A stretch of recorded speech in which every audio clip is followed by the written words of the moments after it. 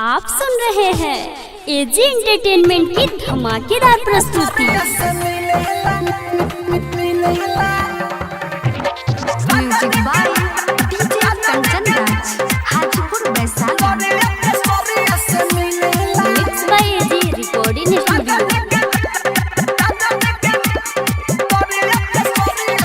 सखी रे संभातार मोरा बहारे सैलून में सेटिंग रोज करावे।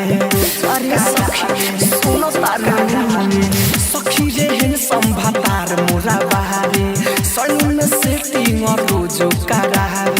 गौवा में चले तो फूल जो सखी लेला सोया के गोदे के सोरे से मिलेला। भतारा के गोदे के सोरे से मिलेला। राजा जी के गोदे के सोरे से मिलेला। आप सुन रहे हैं एजी एंटरटेनमेंट की धमाकेदार प्रस्तुति। Music by DJ Kanchan Raj, Hajipur Vaishali.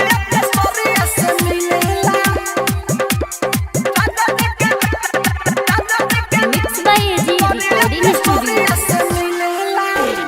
गाड़ी देखी इना दीवाना भइल सब हो लागे खेसारी फेला हो जय है आप हो। अरे सखी गाड़ी देखी इना दीवाना भेला सब हो लागे खेसारी फेला हो जय है आप हो। चढ़ले जवानिया के रोज रोज पीलेला सोया जी के गोरिया के सोरिया से मिलेला।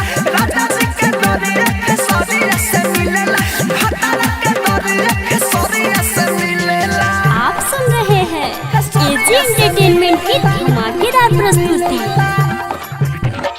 Music by DJ Kanchan Raj, Hajipur Vaishali.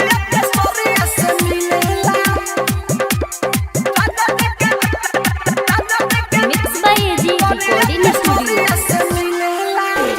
छागल बड़ा प्यारा होना जधानी मारेले कसन खुश बड़ी पानी। अरे सखी सुमरी छागल बड़ा प्यारा होना जधानी मारेले कसन खुश बड़ी पानी। सैफुअन मोर अमित हमर मोतिया के ढिलेला सोनिया जी के गोरिया के सोरिया से मिलेला।